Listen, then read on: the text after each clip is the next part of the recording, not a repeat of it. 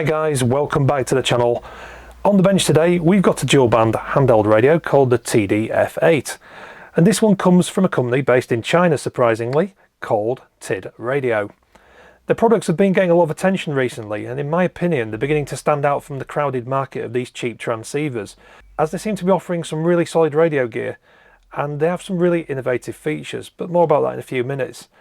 The radio I've got here today is in a super bright green colour. Now it may look a little bit sort of yellow in the studio lighting, but it's actually fluorescent green. And the reason I chose this one is because the black option was out of stock, but they also make it available in a transparent casing. So if that's your thing, you can see the inside workings of the radio too. So that's quite unusual. So as for the colour, it's not going to be a radio that goes missing too easily. You can spot this one a mile away, but I quite like it actually. So that's what I've gone with for this particular review. You can purchase the TD-H8 from Aliexpress, priced at around $44 at the time of filming. Let's take a look at the specifications. So, as you can see, it's a dual bander covering 136 to 174 MHz and 400 to 520 MHz in the FM mode only. There's no AM airband reception on this model, but that's not necessarily a bad thing because we've seen a lot of the Chinese radios that fail to deliver decent performance on the AM side anyway. But one of the highlights here would be the claimed 10 watts power output on the high setting. That's quite a bit of power from one of these handhelds, and we'll test it shortly to make sure that that claim is actually correct. But it's interesting that this radio is also equipped with Bluetooth capability, and that's available so you can do things like programming the radio, etc. So we'll also be taking a look at that too, because that's one of the standout points about this one. So you can program it using Android and iOS. There's also a 1.7-inch colour screen with direct frequency entry. So let's take a look at what you get in the box.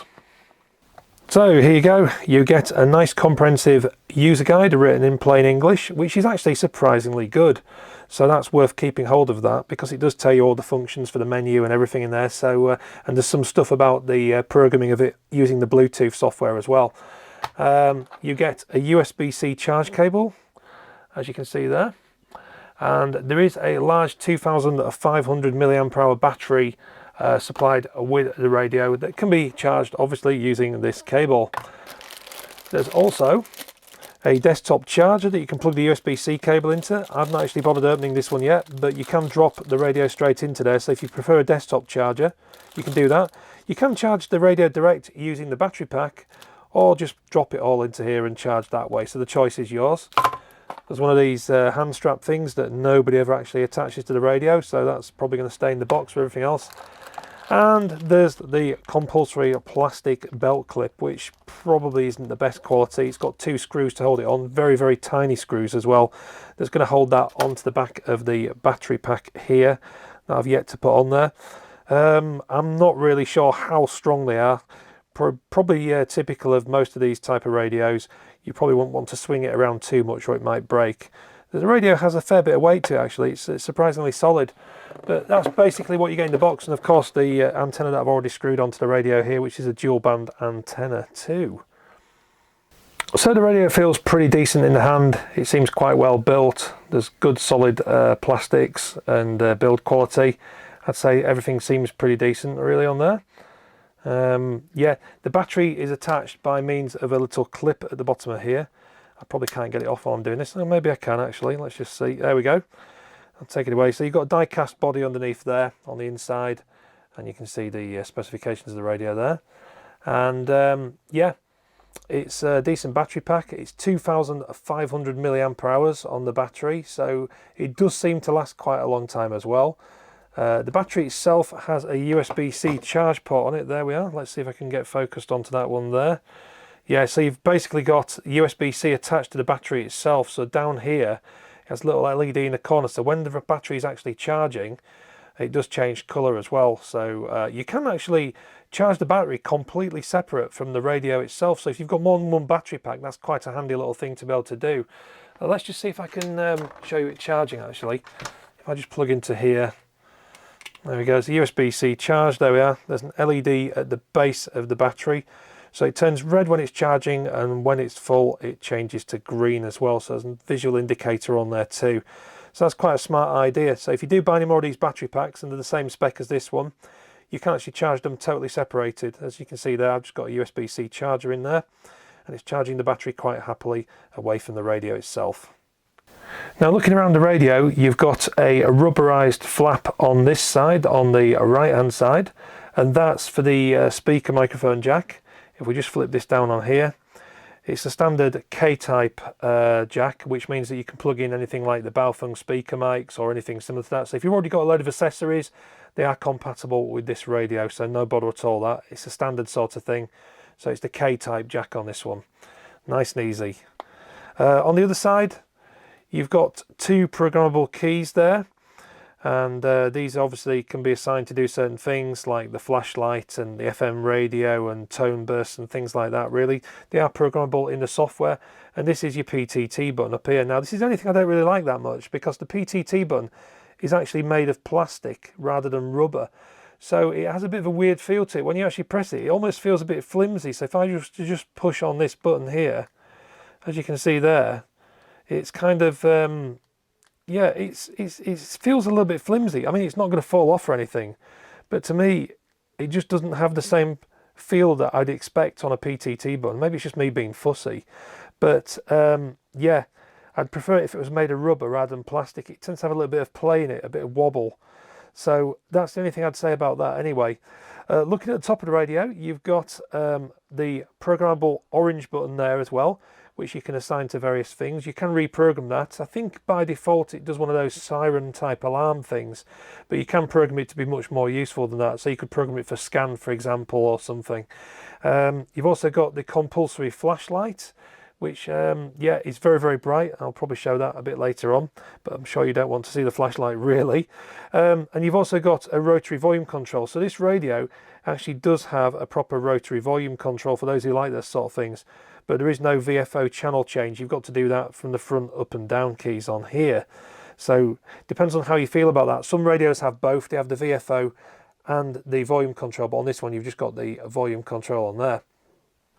So looking at the antenna port, you can see that this is the standard SMA type jack on this, and this is an SMA female antenna. So most antennas that you've got already will fit in there. So I'd be testing this radio with maybe one of those Radtel type tactical military antennas, you know, like what we call a tape measure antenna maybe. So we could use one of those with it, or anything. This is a stock antenna that comes with the radio. It doesn't seem too bad really. It's pretty average, you know, it does the job just to get you started and everything. But there are far better antennas out there if you want to improve your range and everything. One of the nice things about this radio is its full colour display there. It is nice, crisp, easy to read, high resolution text on the display. The display actually does give quite a lot of information as well for the relatively small size. It's 1.77 inches according to the documentation there. But one thing that I was a little bit disappointed with was there's no proper signal meter on this radio, but that's not surprising because a lot of the Chinese radios don't bother with a full signal meter. These bars along the top, I was hoping it was going to be a proper S meter, but it's not. This is just for the power output level on there. Obviously you've got the battery gauge up here in the top right hand corner there as well. And obviously the main VFO that's selected shows up on here too. So you've got an A and B button down here. You can switch between the two, and it does show the current status. So you've got dual standby by default on this radio, so you can monitor two frequencies at once. It's not two radios in one device. It just lets you flip between the two, and if activity occurs on either of these VFOs, it will switch over between them. If you want single VFO operation, you can do that. There's an option in the menu called Sync that allows you to switch it to single display, and that shows the frequency and the name of the channel if you've got one stored in the memories as well. So let's have a quick look inside the menu. There is no less than, I think there's 45 options in the menu, and there is a lot of things you can customize in this radio as well. Obviously the basics, I'm not going to go through everything because it's pretty much the same as every other two-way radio out there. You've got the steps and the VFO, TX power levels, low, mid and high on this one, as I was explaining earlier on, which we'll try shortly. Power saver, Vox, bandwidth, backlighting. I've got it set to continuous so I can do this review effectively. But it's well, to be honest with you, I've been using it with the continuous backlight on, and I've not really noticed any big deal with the battery going down too quickly. So I kind of like it on, otherwise it does disappear rather quickly. All kinds of things like turning on and off the beeps, which is probably a good idea. But I'll just turn that down so it doesn't annoy everybody. The TX and RX, CTCSS and DCS. All the usual stuff. There's a scrambler in there, the frequency mode showing the name, the VFO. But one thing that is different about this is quite good. It does have the ability to seek CTCSS and DCS tones out, so you can obviously scan if you're not sure what a radio is doing. One of the things that I found quite interesting about this one, if we get right up here to the top of the menu, is, if I can just find it, it's somewhere up here, there's also a breath LED, which basically pulses while the screen's off to show the radio's still alive, just like a status LED where it sort of just pulses at the top of the unit. Microphone gain, that's something you don't often see in these type of radios, and by default I think it's set to 30, but if you have a speaker mic or you speak loudly into the radio and it's too loud, you can actually adjust it to your preferences, and that's a really good thing because most radios don't allow you to actually change the microphone gain, but this does allow a user to customize how loud your audio is or how quiet it should be. And if you're running an external microphone like one of the speaker mics, you might need to crank up the audio a bit, or you might need to turn it back down. So that's really good, and it's something that TID Radio should be commended for, because I've not seen many other radios of this type that have that option in there. So that's quite good, really. The other thing I would say is that I haven't found any glitches in the menu system. Everything seems to work perfectly. I've not had any bugs or anything. It's not crashed on me, unlike some of the radios that I've tried recently where the firmware seems half finished. As I was saying, everything about this TID radio does seem really well thought out, like the makers have actually gone to the trouble of making some decentish kind of firmware and made sure that all the functions work reliably. So that's a good thing, really. Now, in my opinion, one of the best things about this radio is the ability to program it through Bluetooth. Now, I know what you're thinking. You've seen other radios that are similar to this, like the Radtel that I showed you nearly a couple of years ago that could program through Bluetooth. But TID Radio developed a much more fully featured application called Odmaster. So that's what you're searching for in your app store. It's literally Odmaster is the name. Available on iOS and Android as well, so it's catered for both sides anyway. So I've got an iPhone with me here today, and this is the phone I'm going to use for programming it. And as you can see, there's the application just called Odmaster.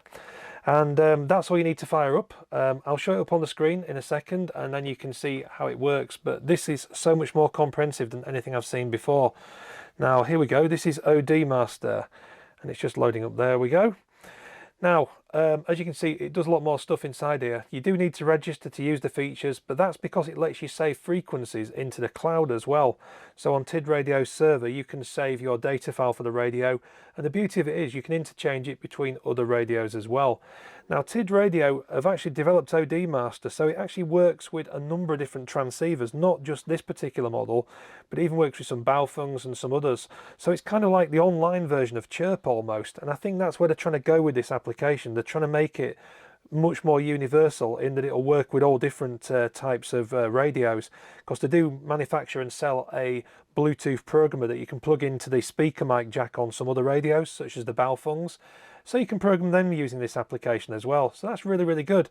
But anyway, there's all sorts of stuff going on inside the app. It's under development constantly, and they're adding support for other radios as well. But today, I'm just going to show you the basics on this one. Hopefully it's all going to work for me, fingers crossed. It does generally work pretty reliably from what I've found. So what we're going to do is we're going to go into the programming section. We're going to connect the radio via Bluetooth. But to do that, we need to engage the Bluetooth feature on here. So you press the BL key, and as you can see up there, there is a Bluetooth symbol.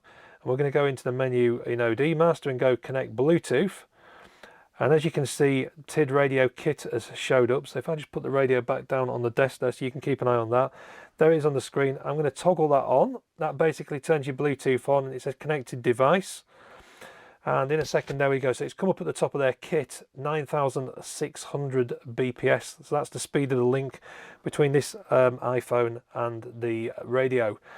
So what we need to do next is select the model number. So we're going to go to select model. And as you can see there, there's quite a comprehensive list of different transceivers there, including some Quansheng, Retivis, Intec, Zastone, and quite a few others, and some others that I've not come across before. There's obviously Baofeng down there, Enisecu, Radtel. Obviously they are a little bit limited on some of them, but it's getting there. You know, it's going to be more like an online version of Chirp, I'd say, than anything. But if we go to TID Radio, the radio we've got is the TD-H8 unlocked version, so we're going to click on that, and it's simply a case of pushing the read button and watch the screen on the radio. Look at that. As you can see there, it's reading between the phone and the Bluetooth in the radio. So that's pretty impressive. That's not using any data cables, that's just using the Bluetooth feature between that and the iPhone. And it works just as well on Android. I've tried it on both platforms, so there you go. Look, it's nearly done already. There's only 200 memories in this. I didn't mention that earlier on. It's just 200 memories in the TD-H8, but that's more than enough for most people for an amateur radio or something like that. And at the end of the day, the sort of people who are going to be buying this radio, probably those who are starting off in amateur radio, don't want to spend too much money on a transceiver. So I mean, it's good value for money. 200 memories is more than enough for a dual bander like this, I would say, unless you want to program every repeater in the country and something like that. But so as you can see up on the screen there on the phone, I'll just move this out of the way so you can see it on the video there.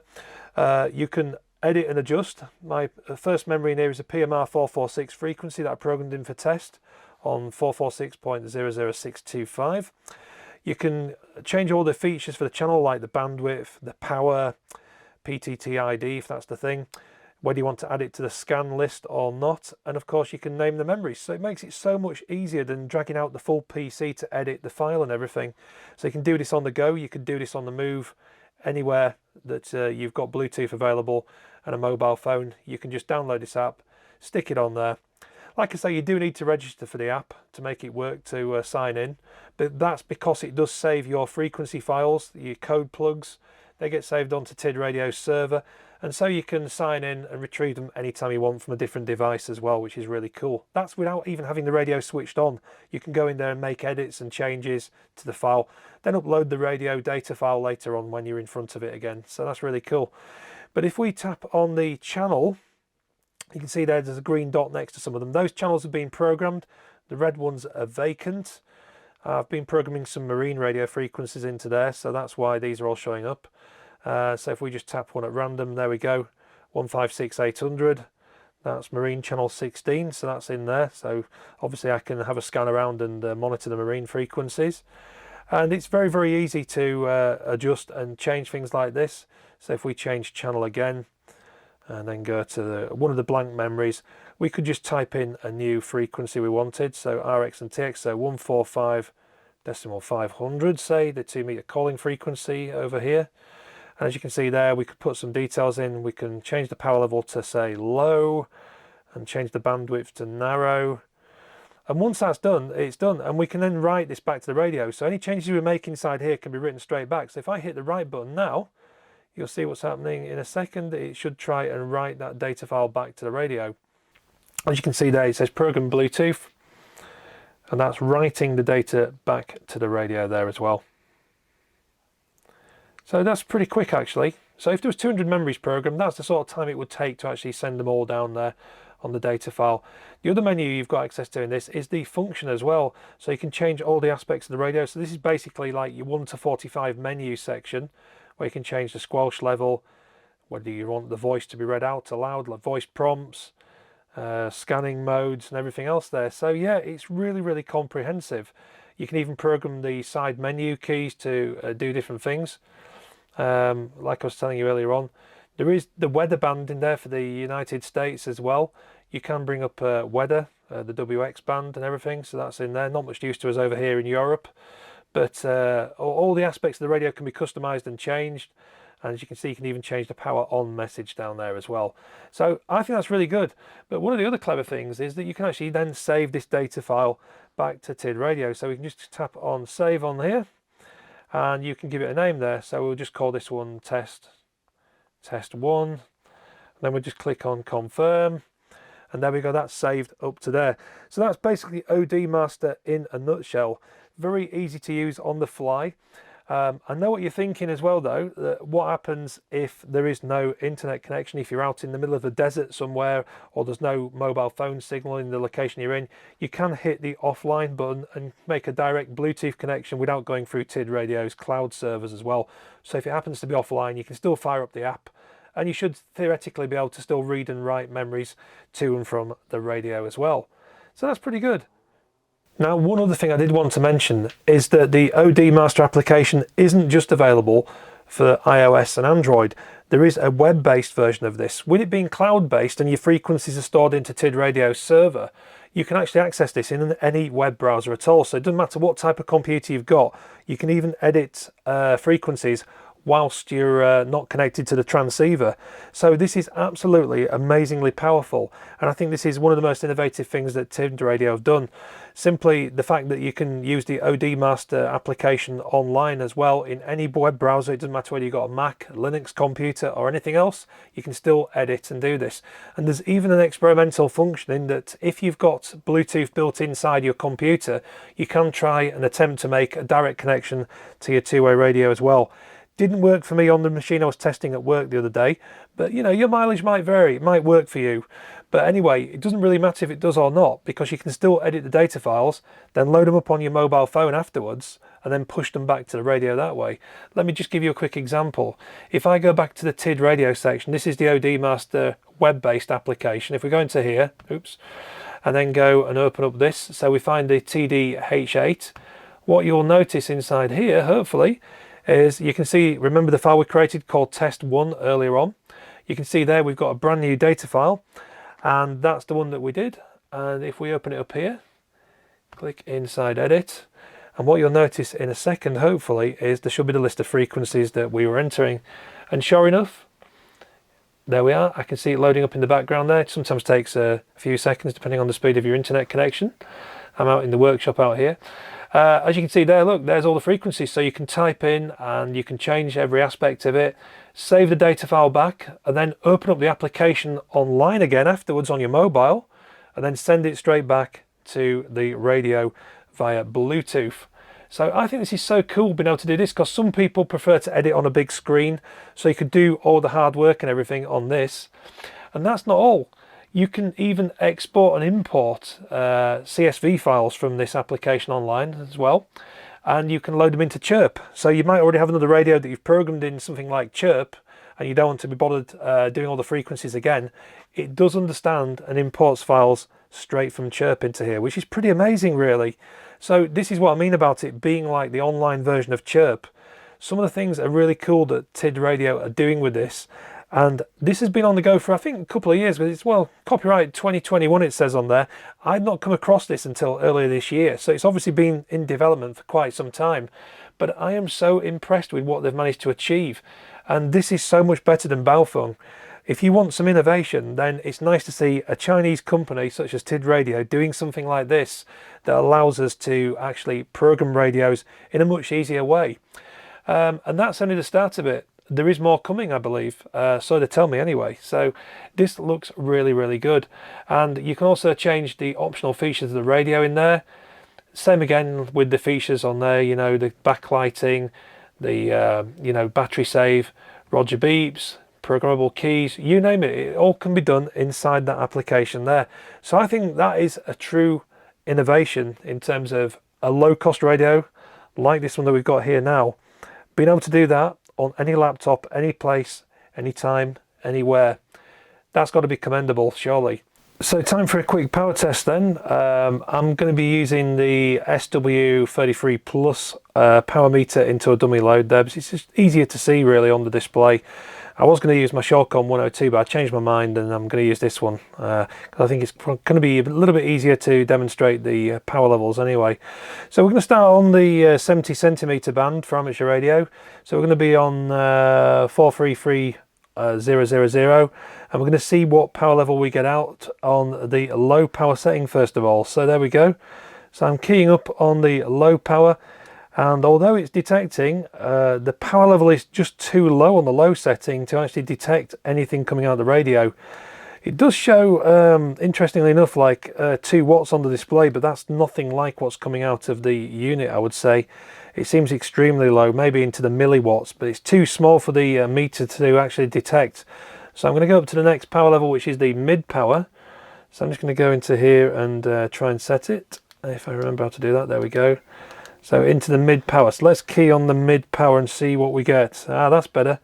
So we're seeing a good healthy 4.7 watts on the mid power on 70 cms frequencies. So there you go. So there we are, 4.71 watts showing on the display there. So that's pretty powerful considering that's the mid power range. The power level isn't very balanced though on the low power setting. It seems really, really low. But if you're operating super close radius, then the low setting would be the best, but obviously you're not going to get very far on a few milliwatts of power, so I'd probably suggest running it in the mid power. Okay, let's go up to the high power setting then on 70. Let's give that a try, and let's key up again. And wow, look at that power level. I don't know if you can see that on the display. Hopefully you can there. Look, we're getting 8.75 watts out on this radio. So that's quite a lot of power, really. So that's on the high power setting. It definitely is kicking out. I mean, they claim up to 10 watts. So that's pretty good. That's on 433 megahertz, and we're delivering nearly 9 watts to the antenna there. So I'd say that's a pretty powerful little radio, to be quite honest with you. So what we might as well do then is go down to the 2 meter band. Let's go to 145 megahertz. And since we're in high power, we might as well make a start there and give it a test. Let's try that then, shall we? Let's click on that. Right, okay. Look at that. 9.72 watts. I think it's settled at there. There we go. Look at that. That's incredible. So on the 2 meter band, we are getting nearly 10 watts of RF output power on this. So it does prove that the claims that this radio is 10 watts is pretty close, to be honest with you. That's pretty good going. So let's take it down to the mid power level. Let's go into there. That's not mid, that's low. Let's go for mid. Give that another try there. And there we are. We're seeing 3.7 watts in at mid power on the 2 meter amateur radio band. So again, that's pretty good going though. I mean, I'd probably use this radio on mid power most of the time to conserve the battery power. I wonder if we can get a reading then this time on the low power setting. Let's see if we can get anything out on the low power on there. There we go, 0.05. So yeah, basically only a few milliwatts of power again on the low power setting. So if you're operating within a few 100 meters of each other, you might get away with the low power setting. Certainly the battery's going to last a long time really on that. So I'd say the low power isn't a very balanced setting, but the mid and the high, you're looking around 4 watts on both bands on the mid power, and something like 9 to 10 watts on the high power setting. So the claims do stack up. It is genuinely a very good radio when it comes to that. Now I've seen a few other YouTubers who've done reviews on this radio, and they've actually confirmed that the actual output from this radio is pretty clean as well. So that's a nice change for a Chinese radio. So even though it puts out a fair bit of power, the output is pretty clean on the amateur radio bands. So on the whole, I'd say it's a lovely little radio to take out, but we're going to go and try it anyway on the air, see what it sounds like, do some audio checks and draw some conclusions. So here we are up at the cliff tops in East Yorkshire, near the Links golf course. That's near to Flamborough Head and near to the town of Bridlington. As you can see, it's a very fine summer day, or not. It's absolutely saturated the ground. I've had to bring my wellies out today. You wouldn't think it was middle of summer, but unfortunately that's the way it is. But as you can see, it's very still evening till the next downpour comes. We've had storm clouds hanging about all day, but anyway, let's see if my friend's on the frequency. Mike 0, Victor Oscar Zulu. Are you by the frequency there, Mike? This is Golf 7, Uniform Foxtrot Sierra calling. Golf 7, Uniform Foxtrot Sierra, M0 VOZ returning. Yes, good afternoon, Simon. Yeah, good afternoon, Mike. Thanks for agreeing to do this test for the little video on YouTube here. I've got the radio with me today. This is the TID radio we talked about, and it's the dual bander, up to 10 watts output. It's a highly bright fluorescent green, this one is, so it's a very standout radio. As I was explaining earlier in my review, this radio is actually, well, I bought this one simply because the black was out of stock at the time, but let's put it this way, you're not going to lose it there. Back to you. Okay, Simon, yeah, no problem. Well, your signal's very strong.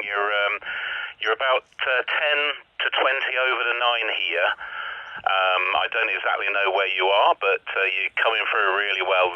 Very nice audio too. So that's an interesting radio, and yeah, it's good that it's a bright colour, isn't it? So if you did drop it, as you know, I dropped a radio last year, and if it's black, it's very difficult unless you happen to find it or go retrace your steps.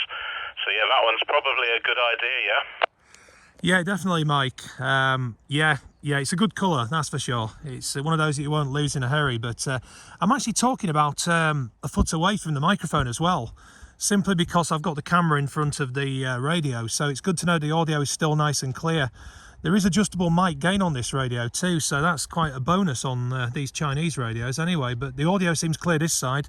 You've got a lovely signal coming in. I don't exactly know what the signal level is. That's the only downside. It just has an RX meter, so it just literally comes up with a signal bar to show it's been received. But the signal bar at the top actually just shows the output power, so sadly it doesn't have a proper S meter. That's the only downside to this one. But certainly the audio is crisp and clear. Everything seems really good on it. I've been really impressed with this radio.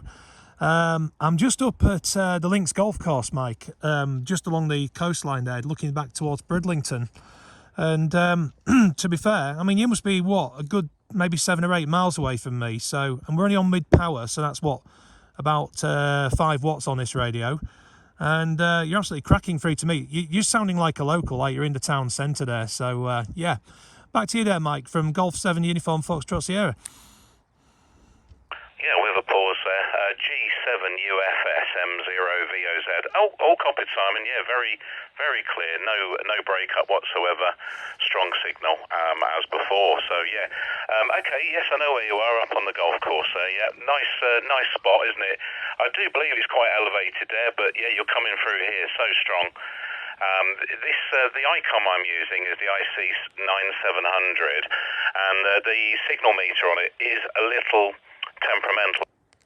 Show a full signal, even if you were transmitting literally in the shack, it wouldn't show like a full signal. So to be about 1 or 2 dots into the red on this radio means you're coming through very well. I am using a 5-element Yagi, and I'm putting that in your direction there, but I will do a test on the other radio in the shack, which is the IC705, and I've got that going into a vertical, so that'll be an interesting test, and we'll see what sort of signal you give out on that one, Simon. But yeah, all copied, and yeah, very good indeed. Very interested in that radio. I'm after a new HT, so that might be something I'll look into getting. I'll have to ask, how does it charge? Does it have a USB-C port like a lot of these Chinese radios do now, or is it just a cradle-only type? Back to you, over. Okay, Simon, hopefully you're still getting me on here. I should be, let me just make sure, yes, I'm 10 watts on the IC705 into, it's an old diamond vertical, I forget which model this one is. I do have the X300, but this is the other one that I have just on the gable end of the house there. Just making sure you're hearing me okay, Simon. G7 UFS, M0VOZ. Yeah, M0VOZ, G7 UFS returner. Yeah, no bother at all, Mike. In fact, I had difficulty telling that you'd changed the radio. It sounded exactly the same, to be honest. And yeah, nice clear audio. I can tell you're both on the, well, you're on the same radio, basically ICOM again. So, of course, the audio is very similar between the two units. So, yeah, all good, Mike. It's really good. So, no bother at all. Change of antenna, change of radio. Hasn't made the slightest bit of difference. I'll tell you what I do want to try though. Do you want to try 2 meters then to see how good that is? Because obviously this antenna I'm using on here is a Retivis antenna. It's not the stock antenna with the radio that comes with it. It's a slightly better antenna. But we can try the stock antenna in a minute if I can find it. I'll put it in my pocket somewhere. Do you want to try 145.400? Do you want a QSY there and just see if we can make contact? Yeah, back to you. Okay, Simon, yeah, happy to do that test. I'm still on the 705 here, but I'll go back to the main shack radio, which is the 9700, and yeah, give you a call on 2 meters. I think it said 145.4. So I shall QSY. I'll see you there. Yeah, okay then, Mike. See you down there in a minute then. Cheers. Yeah, I think we're good to go there, Mike. Yeah, Golf 7 Uniform Foxtrot Sierra returning to you there, Mike. Yeah, no problem at all. I've got you on 2 meters. Still great signal to me.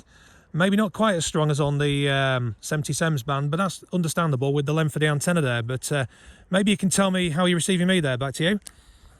Yeah, G7 UFS, M0VOZ. Thank you, Simon. Yeah, no problem at all. You're still coming through. Yes, you're probably maybe 1, possibly 2 S points down. You're not in the red, so you're about 5859. There's a little bit of hiss on your signal, but not bad at all. Not bad at all, over.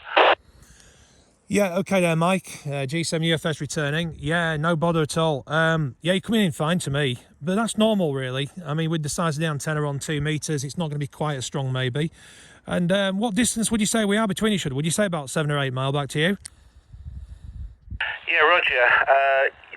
Yes, I think I know where you are in Bridlington, and that's got to be from here. So if you know where I am, I'm between sort of Driffield and Burton Agnes in East Yorkshire. So as the crow flies, you're right on the very far end of Bridlington, right on the coast there. So that's got to be a good 7-8 miles, Simon. Back to you. Okay, Simon, I'll just turn down this radio. I was just checking the receiver on the 705, and there's really not a lot in it on the vertical there. So just for information, I'm using a 5-element Yagi on 2 meters here, which is roughly beaming in your direction, and the antenna for the 77 there was a 10-element Yagi. So both of those very capable at pulling in sort of signals. But yeah, just checking on the vertical there, the omnidirectional, and you're pretty much just as strong. So yeah, very impressive.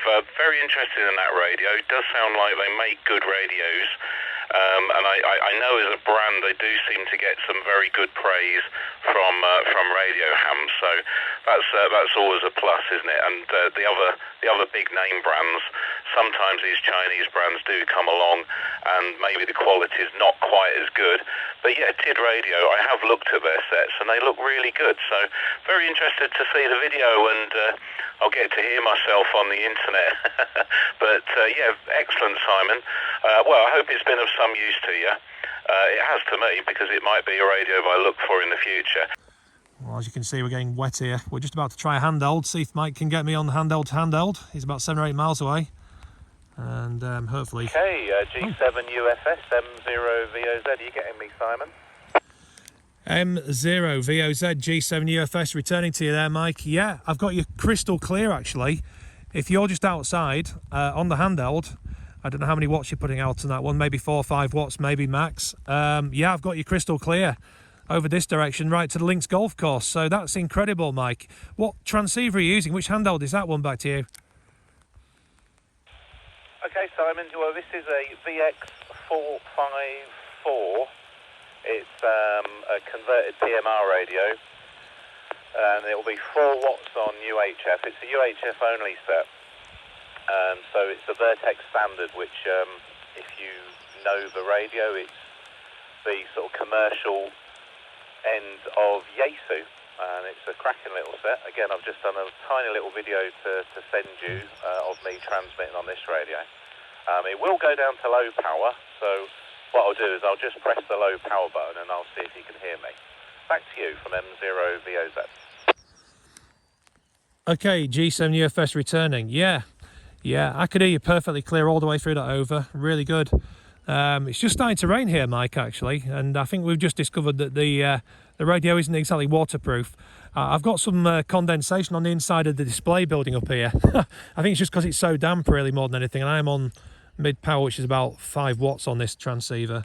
But you know what, crystal clear, that Vertex radio, really nice audio, sounds really good. But yeah, I don't know what the weather's like at your side, whether it's coming across from your direction or what, but we've had some torrential downpours in the last hour or two, and it just rains for a few minutes, then stops again, and that's about it. But yeah, but anyway, yeah, try the low power setting there, Mike. Back to you. Okay, Simon. Yeah, well, first of all, yeah, just starting to drop a bit of rain now. Nothing heavy. Right, I'm just going to press the low power button. Maybe I'll better dekey. Stand by. Okay, Simon, G7 UFS. This is low power, which I think is 1 watt. 1 watt from M0VOZ.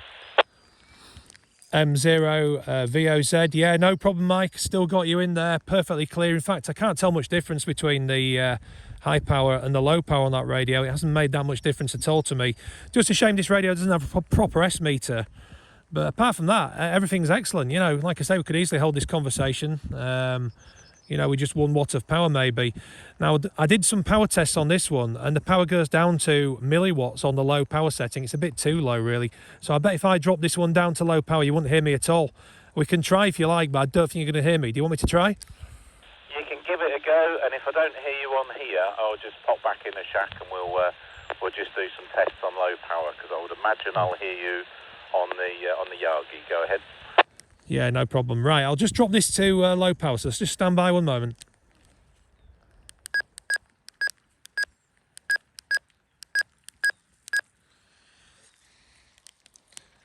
M0 VOZ G7 UFS. Yeah, have you got me on this one, Mike? I'm literally running just a few milliwatts of power there. Back to you. Yeah, Simon, you're coming through. You're a bit noisy, but I'm hearing everything you're saying, over. Yeah, roger that, Mike. Now, the interesting thing is, I couldn't even measure the power on our meters at home. It just wouldn't measure. I think it was well below, something like about, I don't know, just a couple of 100 milliwatts is what I got it down to, I think. But I just couldn't get any measurement on the low power setting, so that's incredible. 200 milliwatts to you then, 7 miles away. Back to you. That's crazy, isn't it? By the way, it's really starting to rain now. This radio will be fine. This will be like IPX67, I think. But I'm still going to get inside because it's horrible. Right, okay, Mike. I'll join you back in a minute. I'll stop the video because we are getting wet here as well. So, yeah, thank you very much for your tests. I'll catch you back on the main radio in a minute then as I start to walk. Thanks very much, Mike. Audio is still nice and clear. There is adjustable mic gain on this radio too, so that's quite a bonus on these Chinese radios anyway. But the audio seems clear this side. You've got a lovely signal coming in. I don't exactly know what the signal level is. That's the only downside. It just has an RX meter, so it just literally comes up with a signal bar to show it's been received. But the signal bar at the top actually just shows the output power. Android device or one of the newer iPhones, any of those will power it absolutely fine. So you can basically charge the radio directly with the battery attached. The battery pack itself has a USB-C connector on it, so you can obviously charge straight into that. Or you can pop into the desktop charger and also charge through USB-C. So it's quite versatile, really. So a lot of these Chinese radios are moving towards that nowadays as well. But crystal clear, actually. If you're just outside on the handheld, I don't know how many watts you're putting out on that one, maybe 4 or 5 watts, maybe max. Yeah, I've got you crystal clear over this direction, right to the Links Golf Course. So that's incredible, Mike. What transceiver are you using? Which handheld is that one back here? So there you have it, the TIDRADIO TD-H8. In summary, a great value transceiver, great for dual band, absolutely fantastic for the performance for $40. And of course, it might be a great first radio for somebody just getting into the amateur radio hobby. For everything that you've got in there for $40, you really can't complain. Decent quality audio, decent output power, well-built radio. The Odmaster connectivity is pretty decent too, and the Bluetooth features are quite innovative. If there was a couple of things we'd like to pick fault with, it would be the lack of airband reception and maybe the fact that it's got Bluetooth in but you can't connect it to a Bluetooth audio device such as a headset to use hands-free. That being said, I mean, for $40 perhaps we're asking a bit much really, but in summary this is just a great value transceiver. There's very little not to like about it really for the price, and as I keep saying to you, $40 gets you a good solid performer. If you're interested, I'll leave some links in the description of this video, and if you did find it helpful then don't forget to like the video and also consider subscribing to the channel because it really does help us out there. So anyway, until the next video, semi-freeze, hope you make some good contacts and we'll catch you in the next one. Bye for now.